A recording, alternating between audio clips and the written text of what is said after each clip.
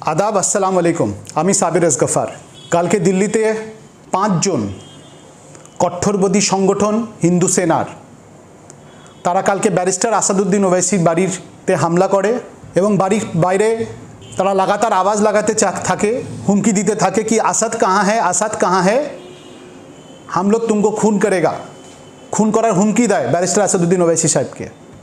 अल्लाह लाख लाख शुक्र अल्हम्दुलिल्लाह बैरिस्टार साहेब ওই সময় ছিলেন না বাড়িতে, উনি ইউপিতে নির্বাচনী ক্যাম্পেইনে গিয়েছিলেন। আমরা এই চরমপন্থীদের হামলার তীব্র নিন্দা জানাচ্ছি।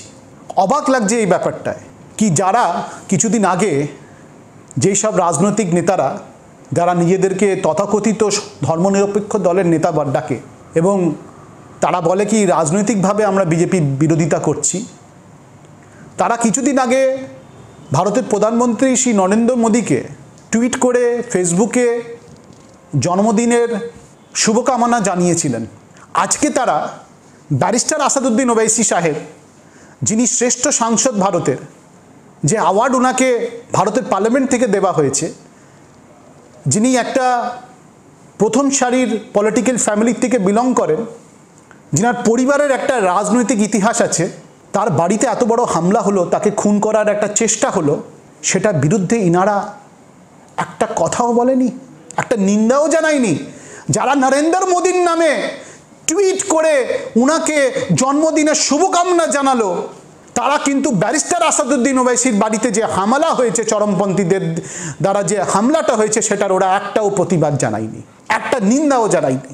আমি একটা কথাই বোঝানোর চেষ্টা করছি, ব্যারিস্টার আসাদুদ্দিন ওবৈসিকে এবং ওনার দল সর্বভারতীয় মজলিসে ইত্তেহাদুল মুসলিমিন, যে দলের উনি নেতৃত্ব দিচ্ছেন, যে দল ভারতের 25 কোটি মুসলিম এবং SC ST OBC backward communities পিছিয়ে পড়া সম্প্রদায়ের প্রতিনিধিত্ব করছে ভারতের সংসদের মধ্যে, যেটা খুব শিগগিরই ইনশাআল্লাহ একটা সর্বভারতীয় দল হতে চলেছে, যেটার নির্বাচিত প্রতিনিধি Telangana, Maharashtra, Bihar, Gujarat, Karnataka, councillor, MLS, MP এইসব বিভিন্ন রাজ্যে নির্বাচিত হয়ে আসছে। এই দলের ব্যারিস্টার আসাদুদ্দিন ওবৈসি, যাকে সারা বিশ্ব ফলো করে, যাকে সারা বিশ্ব আইনের আওয়াজ হিসাবে মান্যতা দিয়েছেন বিশ্ব বিভিন্ন নেতারা, বিভিন্ন দেশের নেতারা যারা টুইটারে উনাকে ফলো করছে, আজকে উনার বাড়িতে এত বড় হামলা হয়ে গেল, একটা নিন্দা ওনারা জানাবার সময় পায়নি। যারা কিছুদিন আগে ভারতের প্রধানমন্ত্রী শ্রী নরেন্দ্র মোদী সাহেবকে জন্মদিনের শুভকামনা জানানোর যাদের কাছে সময় ছিল। ভারতের গণতন্ত্র ভবিষ্যৎ নিয়ে আমি চিন্তিত। এরকম ঘটনা যদি দিল্লিতে হতে পারে, উনার বাড়িতে, যার বাড়ির থেকে কিছু দূর হোম মিনিস্টারের বাড়ি, ইলেকশন কমিশনের অফিস, যে দিল্লি ভারতের রাজধানী, সেই দিল্লিতে যদি এই ঘটনা ঘটতে পারে, ভারতের রাজধানীতে যদি এই ঘটনা ঘটতে পারে, তো সাধারণ মানুষের কি অবস্থা, সাধারণ মানুষ কিভাবে জীবনযাপন করছে, বিশেষ করে সংখ্যালঘু সম্প্রদায়, মুসলিম সম্প্রদায়ের মানুষ যাদেরকে বারবার মব লিঞ্চিংয়ের শিকার হতে হচ্ছে, তাদের অবস্থাটা কোথায়, তাদের নিরাপত্তাটা কোথায়, শুধু ভেবে দেখুন একবার। এই ব্যারিস্টার আসাদুদ্দিন ওবৈসি, ওনার ওই সাহস ছিল কি ভারতের পার্লামেন্টে দাঁড়িয়ে উনি আল্লাহু আকবরের আওয়াজ দিয়ে এনআরসির পেপারটা দু টুকরো করে ছিঁড়ে ফেলেছিলেন, এই ব্যারিস্টার আসাদুদ্দিন ওবৈসি। আজকে যারা আমার সংখ্যালঘু মুসলিম সম্প্রদায় থেকে যদি আজকে অন্যান্য নেতা নেত্রীদের বাড়িতে যদি এরকম চরমপন্থীরা হামলা করত, তারা আজকে রাস্তায় নেমে পড়ত। কিন্তু যে ব্যক্তিটা এই সংখ্যালঘু সম্প্রদায়ের লড়াই লড়ছে, দলিত আদিবাসী সমাজের লড়াই লড়ছে ভারতের পার্লামেন্টের মধ্যে এবং বাইরে, যে ব্যক্তিটা ওই লড়াইটা লড়ছে কি ভবিষ্যতেও ভারতের মুসলিমরা এই দেশে সমান নাগরিক হিসাবে বাস করতে পারে, ওনাদের ভবিষ্যৎ প্রজন্ম এই দেশে নিরাপত্তাতে বাস করতে পারে, সে ব্যক্তির উপরে একটা খুনের চক্রান্ত হলো, এটার একটাও গণতান্ত্রিক প্রতিবাদ এলো না বিভিন্ন জায়গার থেকে। এটা খুব দুঃখজনক ব্যাপার। আমরা কিন্তু এটা তীব্র নিন্দা জানাচ্ছি। বাংলার সংখ্যালঘু দলিত আদিবাসী সমাজের মানুষ ব্যারিস্টার আসাদুদ্দিন ওবৈসির নেতৃত্বের উপরে আস্থা রাখছেন এবং ওনার উপরে তারা নিজেদের পুরো সমর্থনও দিচ্ছেন। ইনশাআল্লাহ ভবিষ্যতে ওনার হাতকে আমরা আরও মজবুত করব, যেমন ভারতের গণতান্ত্রিক ব্যবস্থাকে আমরা হেফাজত করতে পারি, ভারতের সংবিধানের লড়াইকে আমরা আরও জোরদার করতে পারি। আজকে যদি এরকম চরমপন্থীদের হামলা যদি অন্য কোনো নেতা নেত্রীদের বাড়িতে হতো, তারা আজকে সারাদিন ড্রামা করতো, একজন নেত্রীর গাড়িতে একটা গরিব বাস ড্রাইভার হালকা ধাক্কা লাগিয়ে দেয়, উনি চিৎকার করতে আরম্ভ করে দেন কি আমাকে খুনের ছক হচ্ছে, আমাকে খুন করার চেষ্টা হচ্ছে। এইসব ড্রামা কিন্তু হিন্দুস্তানের শের ব্যারিস্টার আসাদুদ্দিন ওয়াইসি সাহেব করেন না।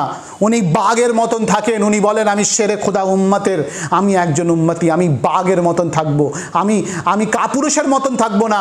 আজকে ব্যারিস্টার আসাদুদ্দিন ওয়াইসি এটা নিয়ে কোনো রকমের ড্রামা করেননি। উনি বলেছেন এরকম অনেক হামলা হতে থাকতে পারে, কিন্তু আমার জমান খামোশ হবে না, আমি চুপ করব না। আমি সংখ্যালঘু দলিত আদিবাসীর আওয়াজ যেমন তুলছি তেমন তুলতে থাকবো।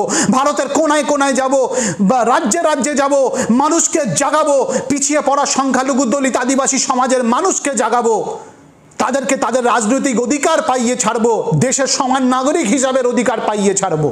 বিভিন্ন নেতা নেত্রীরা বড় বড় সিকিউরিটি নিয়ে ঘুরে, বডিগার্ড নিয়ে ঘুরে, ব্যারিস্টার আসাদুদ্দিন ওয়াইসি সাহেব উনি একলা ঘুরেন। উনি বলেন আমার সবথেকে বড় সিকিউরিটি হলো আল্লাহ তাআলা, আল্লাহর দেওয়া ফারিস্তাগুলো আমার হিফাজত করবে, তারা আমার হিফাজতের জন্য দোয়া করবে, আল্লাহ আমার হিফাজত করবে। এইটা হলো ব্যারিস্টার আসাদুদ্দিন ওয়াইসি সাহেব।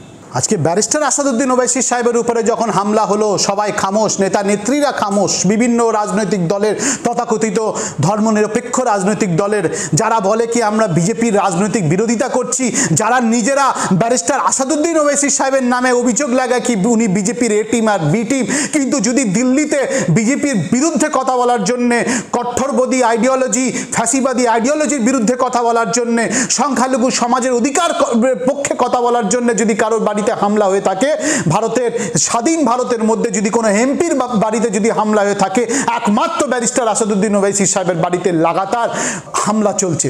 এর আগেও কিছু বছর আগে হামলা হয়েছিল, কিন্তু এটার বিরুদ্ধে কেউ একটা কথাও বলবে না। ব্যারিস্টার আসাদুদ্দিন ওয়াইসি সাহেবের দোষটা কি? উনি ভারতের মুসলিম সমাজের মধ্যে সবথেকে বেশি শিক্ষিত একজন ব্যক্তি, যিনি বারেট ল, যিনি লন্ডনের টেম্পল ইন থেকে পড়াশোনা করে এসছেন। উনি নিজের স্বার্থে আজকে রাজনীতি করছেন না। ওনার দোষটা হলো কি উনি সংখ্যালঘু দলিত আদিবাসী সমাজের জন্য রাজনীতি করছেন। ওনার দোষটা হলো উনি ভারতের পার্লামেন্টে দাঁড়িয়ে বলছেন কি দেশের 25 কোটি মুসলমানও ওই একই সমানভাবে নাগরিক হিসাবে তারা স্ট্যাটাস পাবে, তাদেরকে দ্বিতীয় শ্রেণীর নাগরিক স্ট্যাটাসে ঠেলে দিলে চলবে না।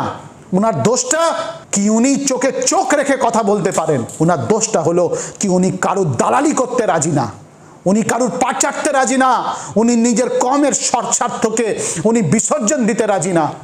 এটাই উনার দোষ, যে কারণে উনার বাড়িতে হামলা হবে। আর বিভিন্ন রাজনৈতিক নেতা নেত্রী দলের নেতা নেত্রীরা যারা নিজেদেরকে ধর্মনিরপেক্ষ হিসাবে ডাকে, যারা মুসলমান ভোটে জিতে, তারা এটার একটা শব্দ প্রতিবাদ করবে না।